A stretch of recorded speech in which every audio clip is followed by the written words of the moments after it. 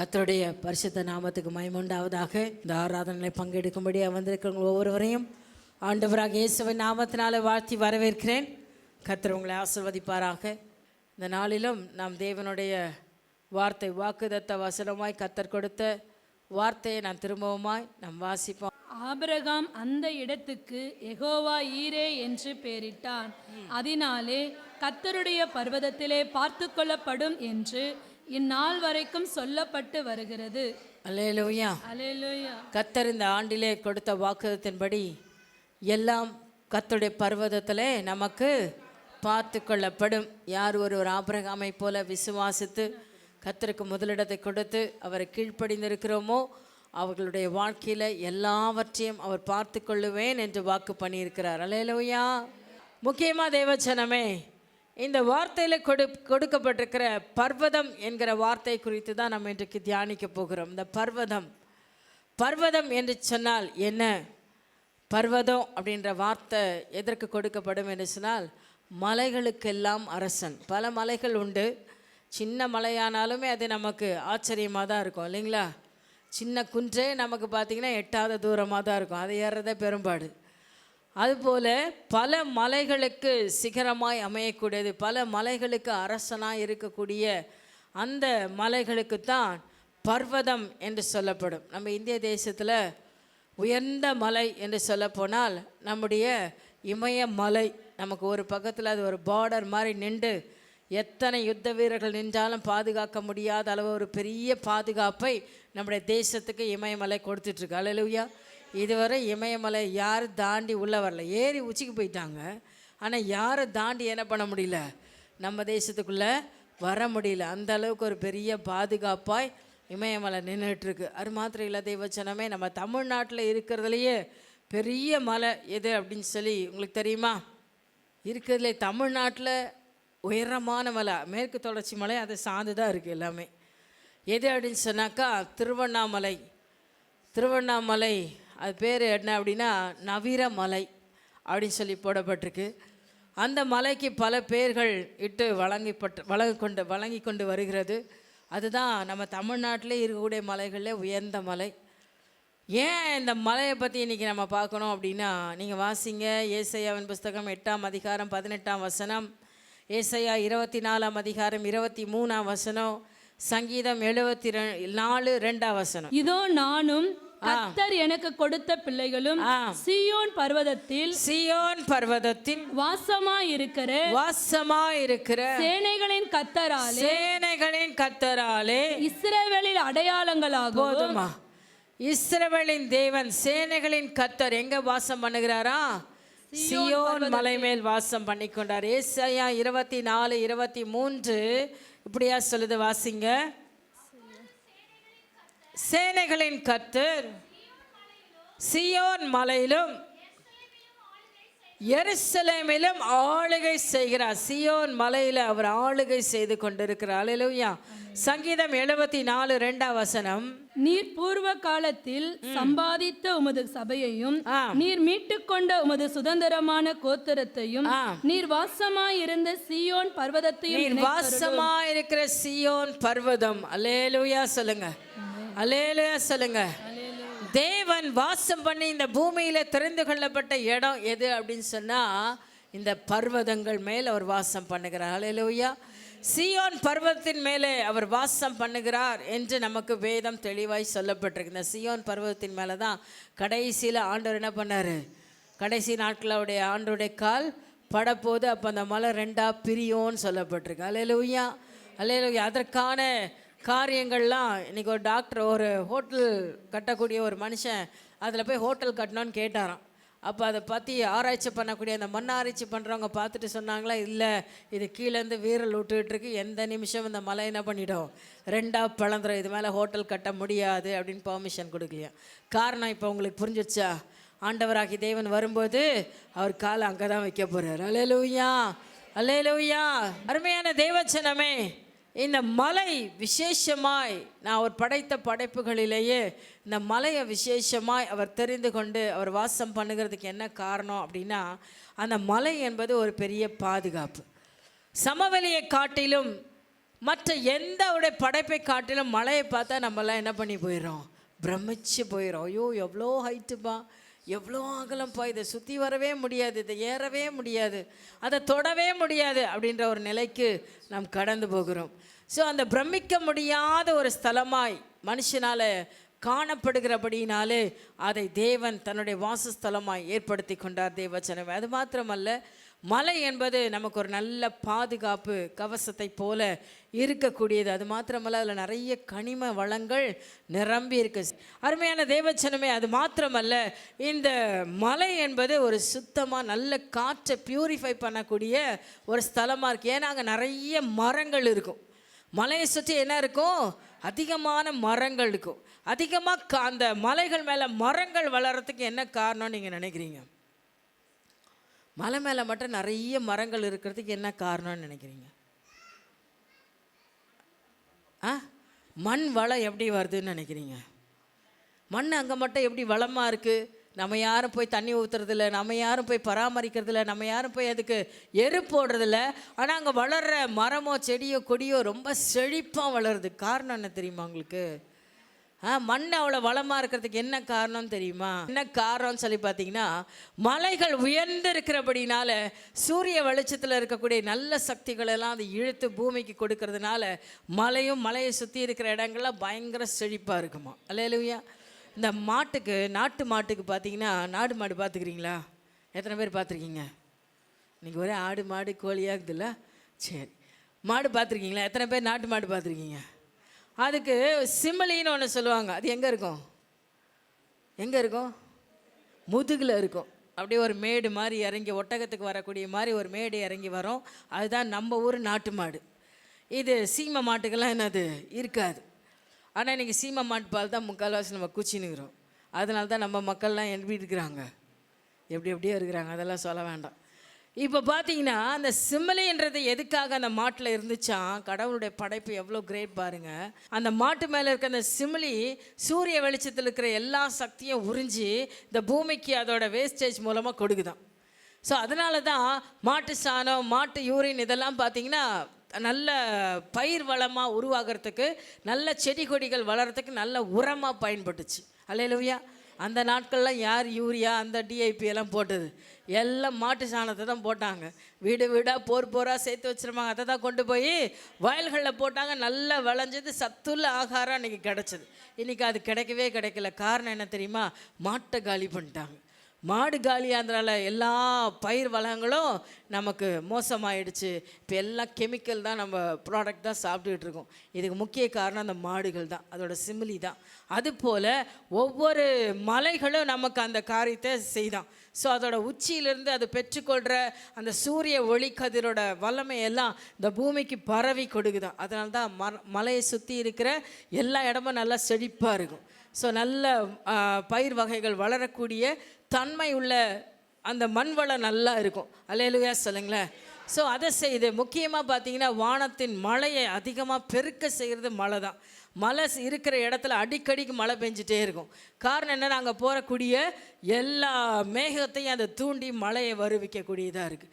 So மரங்கள் அதிகமாக இருக்கும். அது நிமித்தமாக மழையும் அதிகமாக அந்த இடத்துல பொழியக்கூடிய ஒரு சூழ்நிலையை உருவாக்குறதே யார் தான் அப்படின்னா, இந்த மலைகள் தான். அது மாத்திரம் இல்லை, இந்த மலை இருக்கிற இடத்துல எப்போவுமே குளிர்ச்சியாக இருக்கும்.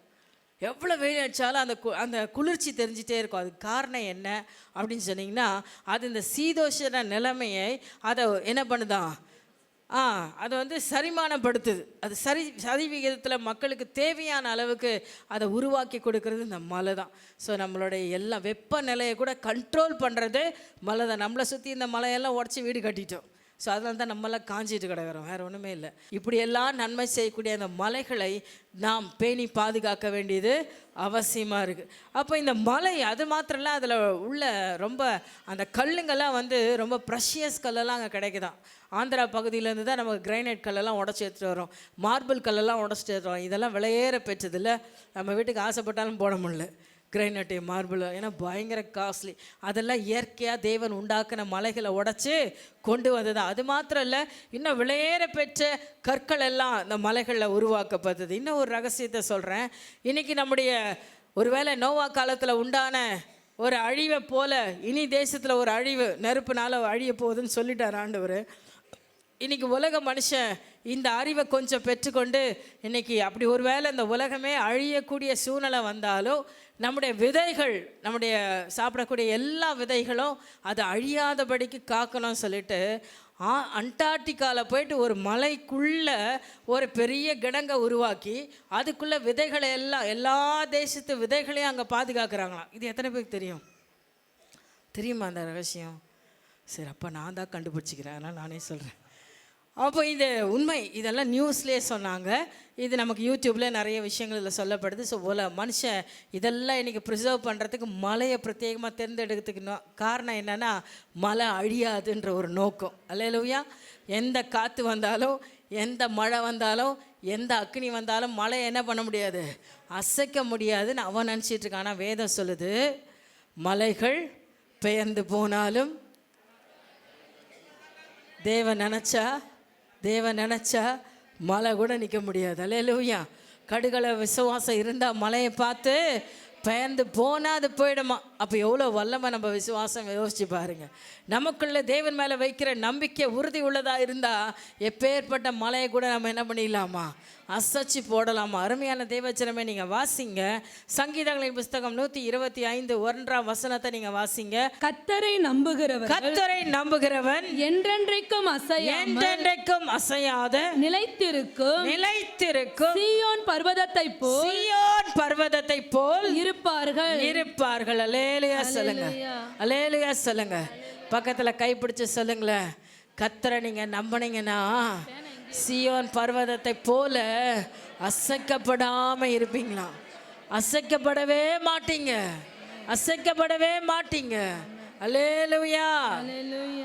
அருமையான தேவச்சனமே, கர்த்தரை நம்புகிறவன் என்றென்றைக்கும் எப்பொழுதும் எந்த சூழ்நிலையிலும் எந்த நிலையிலும் எப்படி இருப்பாங்களா, நிலைத்திருக்கும் சீயோன் பர்வதத்தை போல இருப்பாங்களா. அல்லேலூயா.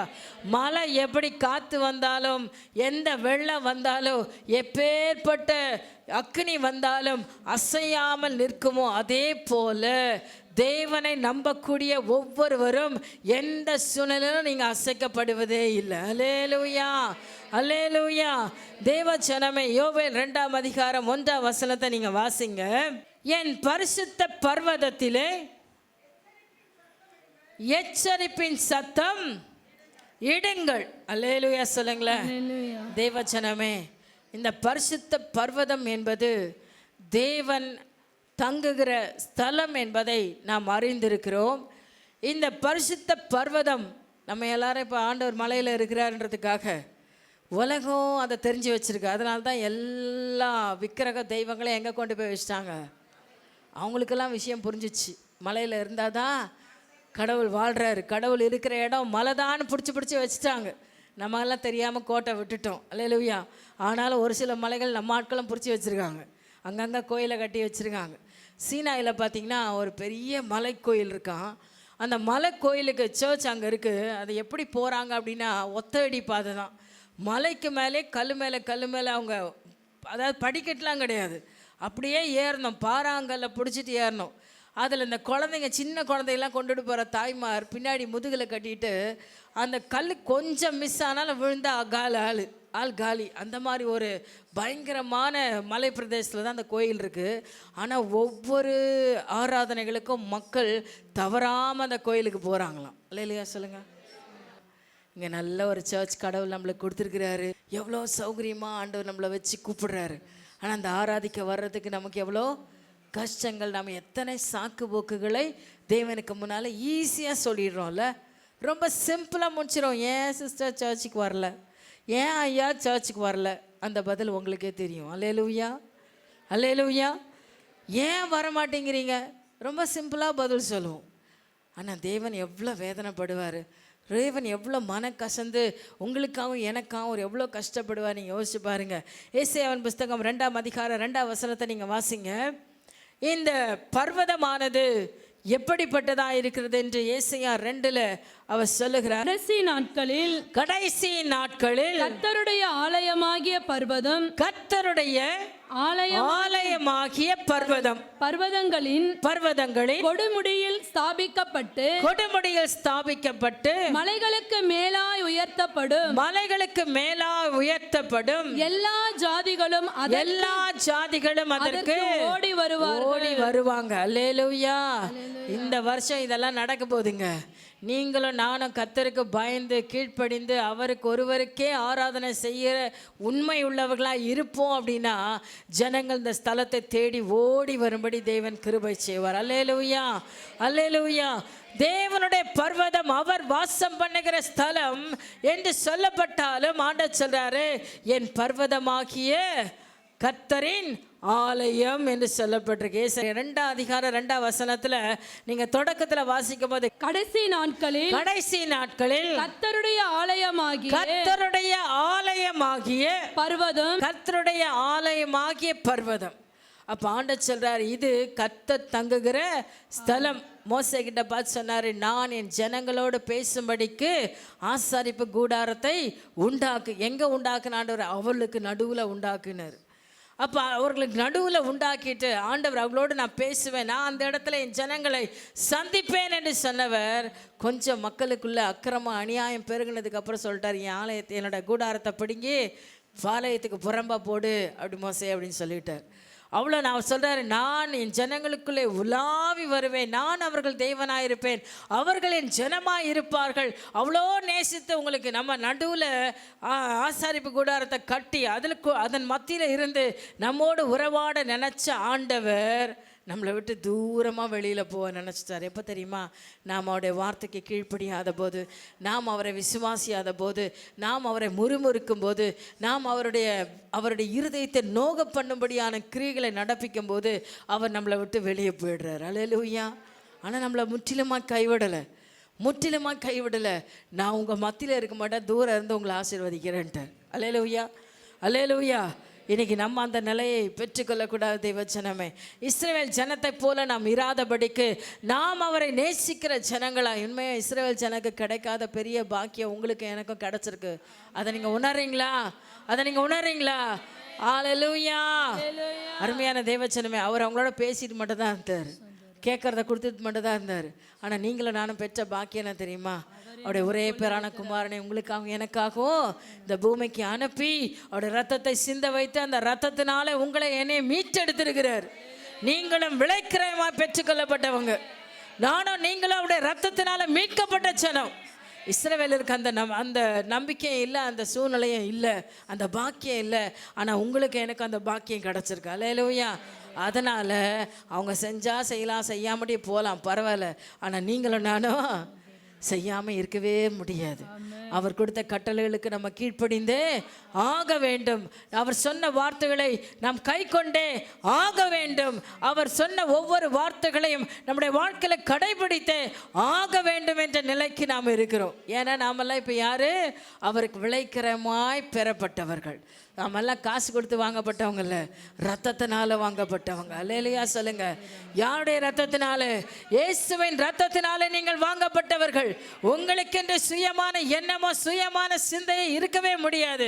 எப்படி ஒரு அடிமை ஒரு எஜமானனுக்கு முற்றிலுமாய் அடிமையாக இருக்க வேண்டுமோ அது போல இயேசுவுக்கு நீங்களும் நானும் அடிமையாக மாறி ஆகணும். அல்லேலூயா. ஆமாம், நீங்களும் நானும் யாருக்கு அடிமை? இயேசுவுக்கு அடிமை. அவர் என்ன சொன்னாலும் ஓகே ஆண்டவரே செய்கிறேன்னு சொல்லணும். முடியாது ஆண்டவரே, என்னால் முடியாது ஆண்டவரே எல்லாம் சொல்கிறதுக்கு சான்ஸே இல்லை. அதை உங்ககிட்ட நீ செய்கிறியாமான்னு இப்போ கேட்குறவரே கிடையாது, நீ செய்யின்னு சொல்கிறவர். அல்லேலூயா. அப்போ நாம் ஒவ்வொருவரும் தேவனுடைய வார்த்தையை கேட்கும்போது அதற்கு அப்படியே என்ன பண்ணணும்? கீழ்ப்படியணும். தேவச்சனமே இங்கே யோவேல் 2:1 சொல்லப்பட்டிருக்கிறது, பரிசுத்த பர்வதம் எங்கும் எச்சரிப்பின் சத்தத்தை இடுங்கள் என்று சொல்லப்படும். எச்சரிப்பின் சத்தம் அந்த பர்வதத்திலிருந்து நமக்கு எழுமணும். அருமையான தேவச்சனமே, கர்த்தர் அவர் தங்குகிற பர்வதமாகிய ஆலயம் என்று சொன்னார். புதிய ஏற்பாட்டில் ஆண்டவர் சொல்றார், நீங்க தான் நான் தங்குகிற ஆலயம் அப்படின்னு சொல்லிட்டார். நீங்களும் நானும் தான் அவர் வாசம் பண்ணுகிற ஆலயமா இருக்கிறோம். இந்த ஆலயத்துக்குள்ள எப்பவுமே ஒரு என்ன உண்டாயிட்டே இருக்கணும்? எச்சரிப்பின் சத்தம் உண்டாயிட்டே இருக்கணும். என்ன எச்சரிப்பின் சத்தம்? இதோ நான் சீக்கிரமாய் வருகிறேன், இதோ நான் சீக்கிரமாய் வருகிறேன், அவன் கிரியைகளுக்கு தக்க பலன் என்னோடு கூட வருகிறது. சொல்லுங்க, இதோ நான் சீக்கிரமாய் வருகிறேன், அவன் கிரியைகளுக்கு தக்க பலன் என்னோடு கூட வருகிறது. நாளானது உங்கள் கிரியைகளின் பலன் விளங்க செய்யும். அக்கினியானது பட்சிக்கும் கடைசி நாட்களிலே அவன் கிரியைகளானது பகிரங்கமா வெளியப்படும். அல்லேலூயா. அது பொண்ணுனால செய்யப்பட்டதா, அது வைக்கோலினால செய்யப்பட்டதா, அது வெள்ளியினால் செய்யப்பட்டதா, இல்லை எரிந்து சாம்பலாகிற பொருளினால வளரப்பட்டதா என்பதை அந்த நாளானது விளங்க பண்ணும் என்று வேதம் சொல்லுது. தெய்வஜனமே, அல்லேலூயா, அல்லேலூயா சொல்லுங்களேன்.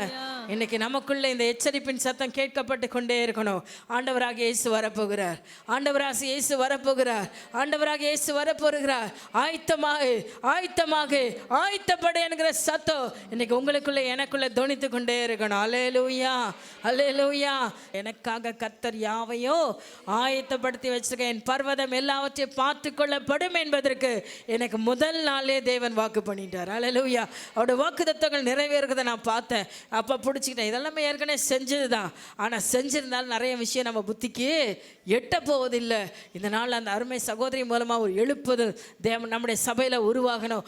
ஒவ்வொருக்குள்ளே இந்த தாகம் உருவானோம். என்னால் முடிஞ்ச ஊழியத்தை கர்த்தருக்காக செய்யணும். ஏதோ ஒரு விதத்தில் நான் எழும்பி செய்யணும். இயேசுவை பற்றி நான் சொல்லணும். இயேசுவை பற்றி சொல்கிறது ஒன்று தாங்க உங்களை பரலோகத்துக்கு கொண்டு போகும். நீங்கள் எத்தனை கோடி சம்பாதிச்சு வச்சுருந்தாலும் சரி, எத்தனை ஞானம் உள்ளவர்களாக இருந்தாலும் சரி, எத்தனை பலசாலிகளாக இருந்தாலும் சரி, எவ்வளோ காரியங்களை இந்த உலகத்தின் ஜனங்களுக்கு நீங்கள் செய்தாலும் சரி, நீங்கள் அவையெல்லாம் பரலோகத்துக்கு உங்களை கொண்டு போக போகிறதே கிடையாது. ஆனால் இயேசுவின் நாமத்தை ஒருவருக்கு அறிவித்து பரலோகம் சொல்லுது, ஒரு மனுஷன் மனம் திரும்புவது நிமித்தமா பரலோகத்தில் மிகுந்த சந்தோஷம் உண்டாகும். பரலோகம் சந்தோஷப்படுற விஷயம் ஒன்னே ஒன்று தான். அல்லேலூயா. நீ எத்தனை வீடு கட்டின, உன் பராக்கிரமம் எவ்வளோ பெருசு, உன் குடும்பம் எவ்வளோ பெருசு, உன் உறவு எவ்வளோ பெருசு, உன் ஜாதி எவ்வளோ பெருசு, உன் ஊர் எவ்வளோ பெருசு, இதை பற்றியெல்லாம் அவர் கவலைப்படுறவர் இல்லை. அல்லேலூயா, அல்லேலூயா. எந்த பேர் பிரஸ்தாபத்துக்கு அவர் அடிபணிகிறவர் இல்லை. ஒன்னே உனக்கு அவர் அடங்கி வந்துடுவார். எதுக்கு தெரியுமா? ஒரு ஆத்துமாவை நீங்கள் ரட்சிப்புக்குள்ளே நடத்திட்டீங்கன்னா உங்களை அவர் பாக்கியவதி பாக்கியவான்னு சொல்கிறாருங்க. அல்லேலூயா சொல்லுங்க, அல்லேலூயா சொல்லுங்க. நீங்கள் இப்போ சொல்லுங்க, எவ்வளோ பணம் வச்சிருக்கணும்னு நிம்மதியாக வாழ்கிறானா, எவ்வளோ பணம் வச்சிருக்கணும் சந்தோஷமாக வாழ்கிறானா நீங்கள் பார்க்குற பார்வையில் சொல்லுங்க. எனக்கு போன வாரத்தில் ஒரு செய்தி ஒரு சகோதரி சொன்னாங்க. அவங்க கவர்மெண்ட்டில் வேலை பார்த்தாங்க, பிள்ளைங்களை ரொம்ப செல்வாக்காக வளர்த்தாங்க. அது ஒரு பையனை ஃபாரின் அனுப்பிட்டாங்களாம். ஃபாரின் அனுப்பிட்டு அந்த பையன் படிச்சுட்டு லட்சக்கணக்காக சம்பாதிக்க போகிறான்ற கனவுகளோட அந்த தாயின் தகப்பனோ அவ்வளோ எதிர்பார்ப்போடு இருக்கும்போது அம்மா இறந்து போயிட்டாங்க. அந்த பிள்ளை திரும்பி வந்தான், பைத்தியமாய் திரும்பி வந்தானா. அல்லேலூயா, அல்லேலூயா. சோகமாயிட்டீங்களா? சோகமாகறதுக்கு இந்த காரியம் சொல்லலை. புத்தி தெளிவடையணும், புத்தி தெளிவடையணும். படிப்பு தேவை, ஞானம் தேவை, பணம் தேவை, எல்லாம் தேவை. ஆனால் பணம் ஒன்று மட்டுமே இந்த உலகத்தில் உங்களை வாழ வச்சிட நினைக்காதீங்க. பணம் இல்லாமல் சந்தோஷமாக வாழ முடியுங்க, பணம் இல்லாமல் சுகமாக வாழ முடியுங்க, பணம் இல்லாமல் தைரியமாக வாழ முடியும், ஆண்டவருக்காக மகிமையாக வாழ முடியும். நீங்கள் செய்ய வேண்டியதை கர்த்தருக்கு உண்மையாக செஞ்சீங்கன்னா அவர் செய்ய வேண்டியதை கரெக்டாக உங்களுக்கு செய்வார். அல்லேலூயா, அல்லேலூயா. நீங்கள் வாசிங்க யாத்ராமத்தின் புஸ்தகம் 15 அதிகாரம் 17 வசனத்தை வாசிங்க. நீர் அவர்களை கொண்டு போய் கர்த்தராகிய தேவரீர் வாசம் பண்ணுகிறதற்கு நியமித்த ஸ்தானமாகிய உம்முடைய சுதந்திரத்தின் பர்வதத்திலும் ஆண்டவராகிய தேவருடைய கரங்கள் ஸ்தாபித்த பரிசுத்த ஸ்தலத்திலும் அவர்களை நாட்டி. கர்த்தர் தான் நாற்றவர். அவர் நாட்டவும் தெரியும், அவருக்கு பிடுங்கவும் தெரியும், அவரை திரும்ப எடுத்துகிட்டு வந்து நாட்டுறதுக்கோ அவரால் தெரியும். அல்லேலூயா. அவர் நாட்டின சந்தன மரங்களாய், அவர் நாட்டின கேதுரு மரங்களாய், அவர் நாட்டின ஒலிவ மரங்களாய் நாம் இருப்போம் என்று சொன்னால், மரம் வச்சோடனே கடகடன்னு அடுத்த நாளே வளர்ந்துருமாங்க. இன்றைக்கி நைட்டு நீங்கள் நட்டுட்டு வர மரம் நாளைக்கு காலையே பார்த்தா பெருசாக நிற்கிறத பார்க்க முடியுமா? எப்படி வளரும்? எப்படி வளரும்? கொஞ்சம் கொஞ்சமாக தான் வளரும். நம்ம தேசத்தில் இருக்கிற மரங்களில் எது ரொம்ப ஹைட்டான மரம் சொல்லுங்கள்? Very good. பனைமரம் தான் இருக்கிறதுலையே ரொம்ப உயரமான மரம். இந்த பனைமரம் எங்கேயாவது வேரோடு சாஞ்சிக்கிறத நீங்கள் பார்த்துருக்கீங்களா? வேரோட காற்றுலையோ புயல்லையோ அது வேரோட சாஞ்சி பார்த்துருக்கீங்களா? தென்னை மரம் கூட சாஞ்சிரும். ஆனால் பனைமரம் என்னது? சாயவே சாயாது. அதை மேலே பார்த்தா எப்படி இருக்கும்? காஞ்சி போன மாதிரி தான் இருக்கும். மேலே குருத்தில் மட்டும்தான் கொஞ்சம் இலை இருக்கும், கொஞ்சம் பசுமை அங்கே மட்டும்தான் பார்க்க முடியும். ஆனால் அது மரம் முழுசாக அப்படி தான் இருக்கும், காஞ்சி போன மாதிரி இருக்கும். நம்மளாம் நினச்சிக்குவோம் இது காஞ்சி போய் வத்தி போய் கிடக்குது போல். இல்லை, உள்ள ஜீவன் இருக்குது. அது குருத்தில் போய் வளர்ந்து வளர்ந்து வளர்ந்து வளர்ந்து அங்கே போய் கனி கொடுக்கும். அல்லேலூயா. பனை மரத்து மேலே போனால் தான் நுங்கு கிடைக்கும். நுங்கு நம்ம உடம்புக்கு அவ்வளோ ஆரோக்கியம். அல்லேலூயா. அருமையான தேவச்சனமே, இந்த மரம் இவ்வளோ உயர்ந்து இருக்கிறதுக்கும் அது எதற்கு ஆட்டம் காணாமல் இருக்கிறதுக்கும் என்ன காரணம் யாருக்காவது தெரியுமா? Very good. அதோட வேர் எவ்வளோ உயரமாக அந்த மரம் மேலே வளர்ந்துருக்கோ அவ்வளோ ஆழத்துக்கு அது என்ன பண்ணுமா? வேர் போயிருக்கும். அதனால தான் பனைமர கிழங்கு இருக்குல்ல, பனங்கிழங்கு, அதை சாப்பிட்டா ஆயில் நீடிச்சு வருமா. சுகரே தலைமுறைக்கு வராதான். நல்லா வாங்கி சாப்பிடுங்க, இது சீசன், எங்கே பார்த்தாலும் கிடக்குது. அதனால் நல்லா என்ன பண்ணுங்க, பனவேரை வாங்கி சாப்பிடுங்க. அது அவ்வளோ ஆரோக்கியத்துக்குரியது. அருமையான தேவச்சனமே, இந்த வேர் ஆழமாக இருக்கிறபடினால தான் எது வந்தாலும் அதை என்ன பண்ண முடியல, அசைக்க முடியல. கிறிஸ்தவ ஆவிக்குரிய வாழ்க்கையில் நீங்கள் அசைவுறாமல் இருக்கணும்னா உங்கள் நம்பிக்கை எதன் மேலே இருக்கணும்? எங்கே ஆழமாக நீங்கள் வேர் விடணும்னு வேதம் சொல்லியிருக்கு தெரியுமா? வசனத்தில் வேர் விட்டவர்களாக இருக்க வேண்டும். அல்லேலூயா. வசனத்தில் வேர் விட்டவர்களாக இருக்கணும் தேவச்சனமே. உங்கள் வேர் வசனத்துக்குள்ளே ஆழமாக இருக்குமானால் ஒன்றும் இந்த பூமியில் இருக்கக்கூடிய எந்த செயலும் அசைக்காது. அல்லேலூயா. எந்த கடல் சீற்றமும் உங்களை அசைக்காது. எந்த நிலநடுக்கம் வந்தாலும் அசைக்காது. எந்த ஒரு காரியங்கள் உங்களுக்கு விரோதமாக மனுஷர்கள் எழுப்பினாலும் ஒன்றும் உங்களை அசைக்காது. அல்லேலூயா. அல்லேலூயா. புயல் வந்தால் ஜஸ்ட் ஒரு ஷேக் தான் கொடுக்கும் அது. ஆனால் கீழே சாயவே எவ்வளோ தூரம் வேணாலும் பெண்ட் ஆகிட்டு திரும்ப வந்து மேலே நின்றோம். இதுதான் நீதிமான் பனையை போல செழிப்பான் என்று வேதம் சொல்லுது. அவனுடைய வளர்ச்சியை பார்க்க முடியாது கண்ணால், ஆனால் அது திடீர்னு ஒரு நாளைக்கு என்ன பண்ணும்? உயர போய் நிற்கும். எல்லாருடைய பார்வைக்கு அது ஆச்சரியமாக இருக்கும். நீதிமான் தேவன் மேலே நம்பிக்கை வச்சிருக்கிறவங்க நிலையாக இருப்பார்கள். அவர்கள் அசைக்கப்படுவதில்லை. பனையை போல செழிப்பார்கள். தேவச்சனமே, கர்த்தர் நாட்டினதானால் அதை ஏற்ற காலத்தை நீங்கள் ஒன்று புரிஞ்சுக்கோங்க.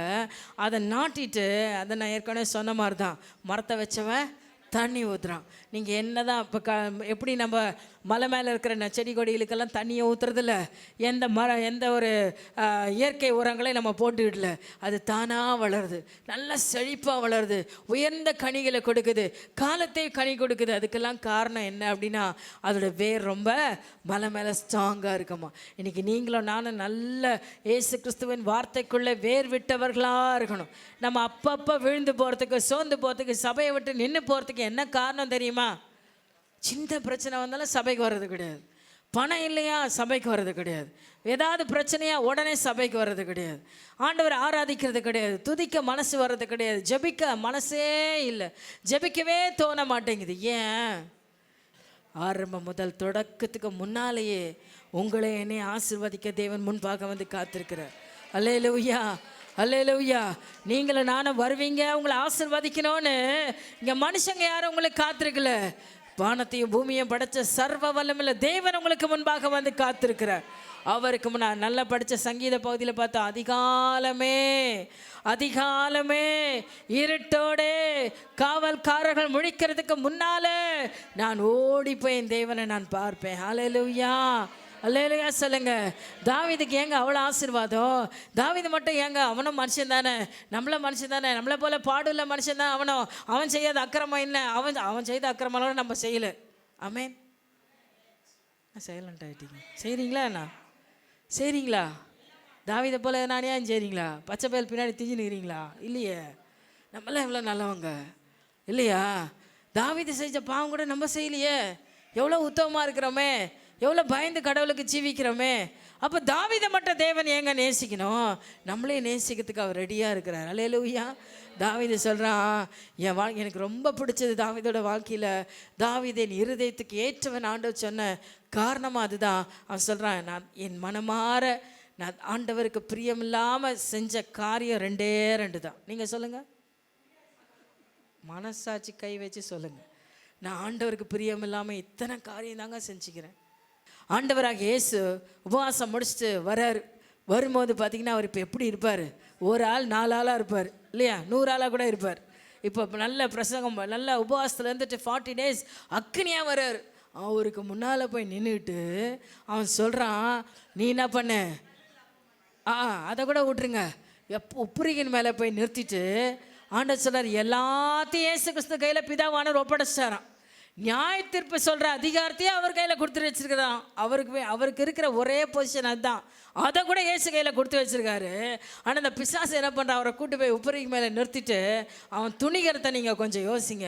எல்லாம் அந்த பூமியே என் கையில் ஒப்பு கொடுக்கப்பட்டிருக்கு, நீ என்னை தாழ விழுந்து பணிஞ்சினா எல்லாத்தையும் உன் கையில் கொடுத்துருவேன்ட்டான்.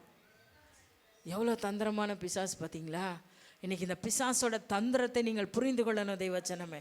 இந்த தந்திரக்காரனோட பிசாசோட தந்திரத்தை நீங்கள் புரிஞ்சிக்கலனா உங்கள் வாழ்நாளெல்லாம் நீங்கள் அவனுக்கு அடிமையாக தான் இருக்க வேண்டியதாக இருக்கும். அல்லேலூயா. வசனம் மட்டும்தான் பிசாசை வெட்கப்படுத்த முடியும். பிசாசு ஜெயிக்கணும்னா வசனம் வேணும். அல்லேலூயா. வாஞ்சியா வசனத்தோட இருங்க. வசனத்தில் வேர் விடாத ஒரு மனுஷனும் கிறிஸ்துவுக்குள்ள நிலை நிற்கவே முடியாது தேவஜனமே. இன்னைக்கு ஆவியான ஒரு பெரிய தாகத்தோட உங்கள் மத்தியில் பேசி கொண்டு இருக்கிறார். அவருடைய இருதய ஏக்கத்தை நீங்கள் புரிஞ்சுக்கோங்க. வசனத்தில் வாழுங்க. ஜெபிக்கிறது மட்டுமே பத்தாது. அநேக நல்லா ஜெபிக்கிறீங்க, ஆனால் வசனம் வாசிக்கிறது இல்லை. அநேக நல்ல மெசேஜ் கேட்குறீங்க.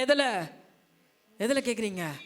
ஆடியோ மெசேஜ் நிறைய கேட்குறீங்க, டிவி மெசேஜ் நிறைய கேட்குறீங்க, ரொம்ப சந்தோஷம். ஆனால் வேதத்தை திறந்து கண்ணை வேதத்தில் பதிய வச்சு வசனத்தோட உறவாடணும். வசனம் உங்களோட பேசணும். ஏதோ ரொம்ப புக் ரீடிங் பண்ணிட்டு போகிற மாதிரி படிச்சுட்டு போகக்கூடாது. ஒவ்வொரு நாளும் வசனம் உங்களோட கூட பேசணும். அந்த ஆழத்தில் நீங்கள் வசனத்தை படிக்கணும். ஆண்டவரே என்னோட கூட பேசுங்கன்னு சொல்லி தாகத்தோடு படித்து பாருங்க, ஆவியான உங்களோட பேசுவார். ஏன்னு சொல்ல, நீங்கள் நடக்க வேண்டிய வழியை போதிக்கிறது எதுதான்? வசனம் தாங்க. உங்களை மேன்மைப்படுத்த போகிறது எதுங்க? வசனம் தாங்க. உங்களுக்கு எல்லா வித ஞானத்தையும் போதிக்கிற வரம் எங்கே இருக்கு? வசனத்தில் தாங்க இருக்கு. 119 சங்கீதம் 99 100 வசனம் வரல வாசிங்கன்னா அங்கு வசனம் என்னென்ன அறிவை நமக்கு கொடுக்கும் என்பது தெளிவாக சொல்லப்பட்டிருக்கு தேவஜனமே. வசனத்தை வாசிக்கிறவங்க தான் ஞானவனா மாற முடியும். தேவ ஞானம் இருந்தால் நீங்கள் என்ன படிப்பு படிச்சிருந்தாலோ அதுக்குரிய சம்பாத்தியம் பண்ணுறதுக்கு தேவனுடைய ஞானம் வேணும். அல்லேலூயா. நீங்கள் படிப்பு மட்டுமே உங்களுக்கு இந்த உலகத்தில் உயர்வை கொடுத்துடாது. தேவனுடைய ஞானம். இன்னைக்கு படிக்காத எத்தனையோ தேவனுடைய பிள்ளைங்க, கர்த்தருக்கு பயந்து வாழ்கிறவங்க எவ்வளோ பெரிய காரியங்களெல்லாம் சாதிச்சிருக்காங்க, எவ்வளோ பெரிய பெரிய காரியங்களெல்லாம் அவங்க வாழ்க்கையில் செய்து முடிச்சிருக்காங்க தேவச்சனமே. ஸோ இன்றைக்கு நாம் ஒவ்வொரு தேட வேண்டியது தேவ ஞானம். கர்த்தருக்கு பயப்படுதல் தான் ஞானத்தை உண்டாக்கும். சின்ன பிள்ளைங்களுக்கு சண்டே கிளாஸ்லேயே சொல்லிக் கொடுங்க. கர்த்தருக்கு பயப்படுறதா என்னத்தை உண்டாக்கும்? ஞானத்தை கொடுக்கும். சண்டே கிளாஸ் டீச்சர்ஸ் இதில் கவனமாக இருங்க. கர்த்தருக்கு பிள்ளைகளுக்கு நல்ல டான்ஸ் பாட்டு இது ஒன்றும் பரலவத்துக்கு கொண்டு போவாது. வசனத்தில் வாழ்கிற பிள்ளைங்களை தான் ஆண்டவர் கூட்டிகிட்டு போவார். அல்லேலூயா. ஸோ சண்டே கிளாஸ் டீச்சர்ஸ் இதில் கவனமாக இருங்க. அதிகமாக வசனத்தை பிள்ளைகளுக்கு போதித்து கொண்டே இருங்க. வசனத்தில் எப்படி வாழணும்னு கற்றுக் கொடுங்க. அல்லேலூயா. அல்லேலூயா. அருமையான தேவஜனமே, கடைசியாக ஒரு வாசனத்தை வாசி நம்ம முடிக்கலாம். எஸ்ஐயா 56 வசனம். நான் என் பரிசுத்த பர்வதத்தில் கொண்டு வந்து என் ஜெப வீட்டிலே அவர்களை மகிழ பண்ணுவேன். அவர்களுடைய சர்வாங்க தகனங்களும் சொல்லப்பட்டிருக்கு. அவர்களை என் பர்வதத்தில் என் ஜெப வீட்டிலே கொண்டு வந்து மகிழ பண்ணுவேன் ஆண்டவர் சொல்றார். அல்லேலூயா. ஆண்டோட சமூகத்தில் தான் மகிழ்ச்சி இருக்கு, ஆனந்தம் இருக்கு, ஆனந்த களிப்பு இருக்கு, குதூகலம் இருக்கு. அவருடைய பூரண மகிழ்ச்சி நீங்க பெறணும். ஆண்டவர் சொல்ல, என் ஜெப வீட்டில் என் ஜனங்களை கொண்டு வந்து மகிழ பண்ணுவேன். கர்த்தருடைய ஆலயத்தில் ஒரு பிரசன்னம் இருக்கு, அவருடைய பிரசன்னத்தில் தான் மகிழ்ச்சி இருக்கு. அல்லேலூயா. அல்லேலூயா. அருமையான தேவஜனமே, இது அறிந்ததுனால தான் பழைய ஏற்பாட்டு விசுவாசிகளாகிய மோசே மலையில் போய் தேவனை தரிசிக்கிறார். அல்லேலூயா. ஆபிரகாம் மோரியா மலையில் போய் தேவனோடு உறவாடுகிறார். அல்லேலூயா. எலியா கர்மேல் பர்வதத்தில் போய் நின்றான்னு சொல்லப்படுகிறது. இன்னொரு விஷயத்தை நான் சொல்கிறேன். லோத்தை குறித்து நீங்கள் பார்த்தீங்க அப்படின்னா, ஆண்டவர் சோதம் கொமோரா அழிக்கும் போது சொல்கிறாரு, நீ என்ன பண்ண, சமபூமி எங்கோ நில்லாது. ஆதியாகம புஸ்தகம் 19 அதிகாரத்தில் சொல்லப்பட்டிருக்கு, சமபூமியில் நில்லாத லோத்து நீ ஓடிப்போய் மலைக்கு ஓடிப்போ. அவன் என்ன சொன்னான்? முடியாது ஆண்டவரே, மலைக்கெல்லாம் என்னால் ஓட முடியாது, நான் எங்கே போகிறேன், இந்த பக்கத்தில் இருக்கிற ஊருக்கு போயிடுறேன். சரி போ. அங்கே ஆண்டவர் பாதுகாத்தார். பார்த்தீங்கன்னா பயங்கரமான அந்த அழிவை பார்த்தவொடனே இப்போ என்ன பயம் வந்துருச்சு? லோத்துக்கு பயம் வந்துருச்சு. நீங்கள் வசனத்தை தொடர்ந்து வாசிங்கன்னா, அவன் பயந்து போய் அந்த அழிவை பார்த்து, அவன் சோதம் கோமோராக்கு வந்த அழிவை பார்த்துட்டு இப்போ பயந்து போய் என்ன பண்ணானா, மலைக்கு ஓடி போயிட்டானா. அல்லேலூயா. சொன்ன இடத்துக்கு போயிட்டானா. ஆனால் அங்கே இப்போ அவனுக்கு ஆசீர்வாதமாக இருந்துச்சா? ஆண்டவர் அப்புறம் ஏன் மலைக்கு போக சொன்னார்?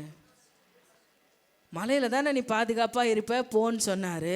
ஆனால் மலைக்கு தானே ஓடி போனா. ஆனால் அவன் சந்ததி என்ன நிலைமைக்கு உருவாச்சு நீங்கள் பார்த்தீங்களா? அங்கே நடந்த மிஸ்டேக் என்னன்னு கண்டுபிடிச்சிங்களா? மனைவி இல்லை, என்ன மிஸ்டேக் என்ன கண்டுபிடிச்சிங்களா? ஆண்டவர் சொல்லும்போதே போயிருந்தா அங்கே பாதுகாப்பு இருக்கும். லேட்டாக கீழ்ப்படிஞ்சா அந்த ஆசீர்வாதம் கிடைக்காது. பக்கத்தில் பார்த்து சொல்லுங்கள், லேட்டாக கீழ்ப்படிஞ்சா ஆசீர்வாதம் கிடைக்காது. சொன்ன உடனே என்ன பண்ணோம்? ஆபிரகாமுக்கு தேவன் சொன்ன மோரியா மலையில் உன் பிள்ளையை கொண்டு போய் பலியிடு. அடுத்த நாளே கிளம்பிட்டார். பொண்டாட்டிக்கு சொல்ல, யாருக்கும் சொல்ல, வாப்பா போகலான்னு கூட்டின்னு கிளம்பிட்டார். அதுதான் அவனோட வாழ்க்கையின் ஆசீர்வாதத்துக்கு காரணம். அவன் தலைமுறையாக ஆசீர்வதிக்கப்பட்டதுக்கு காரணம். ஆனால் லோத்துக்கு ஆண்டவர் சொல்ல, மலைக்கு ஓடி போயிருப்பா, இப்போவே ஓடிப்போ. அவன் தாமதிச்சு, அவன் எவ்வளோ தூரம் நிர்விசாரமாக இருந்து கர்த்தருடைய வார்த்தையை அசட்டை பண்ணி அதை கீழ்ப்படியாமல் போய் கால தாமதமாகி நீ கர்த்தருடைய வார்த்தையை செஞ்சால் கூட அதில் ஆசீர்வாதம் வராது. அல்லேலூயா சொல்லுங்கள். எத்தனை பேருக்கு இந்த வசனம் புரியுது? காலம் தாமதம் பண்ணி நீ செய்கிற கர்த்தருக்கு நான் இப்போ பயந்து வாழ்கிறேன்னா கூட பிரயோஜனம். கண் கெட்ட பிறகு சூரிய நமஸ்காரம் பண்ணா என்ன, பண்ணாமல் போனானா? குருடா போயிட்டியே, அதுக்கப்புறம் நீ பண்ணாலும் ஒரு பிரயோஜனமோ இல்லை. எத்தனை பேர் எச்சரிப்பின் சத்தத்தை கேட்குறீங்க? இந்த ஆலயத்தில் உண்டாகிற எச்சரிப்பின் சத்தத்துக்கு எத்தனை பேர் உங்கள் இருதயத்தை திறக்கிறீங்க? ஆவியானவர் சொல்கிறாரு, நீங்கள் தாமதமாக ஒரு காரியத்தை செய்தாலும் அதனாலே உனக்கு பலன் உண்டாகுவதே இல்லை. இன்னைக்கு பண ஆசைனாலும் பெருமையினாலும் மக்கள் வீணாக அழிஞ்சிக்கிட்டு இருக்கோம். எச்சரிப்பின் சத்தத்தை கேட்டு மனம் திரும்புங்க. அல்லேலூயா. தேவனுடைய வார்த்தை கீழ்ப்படிங்க. ஆண்டவர் எதையெல்லாம் செய்யாதன்னு சொல்லியிருக்காரோ அதை செய்யாமல் நிறுத்துங்க. கடன் வாங்காதன காங்காத, கோவப்படாதன படாத, எரிச்சல் ஆகாத, குறை பேசாத. அல்லேலூயா சொல்லுங்க. அல்லேலூயா.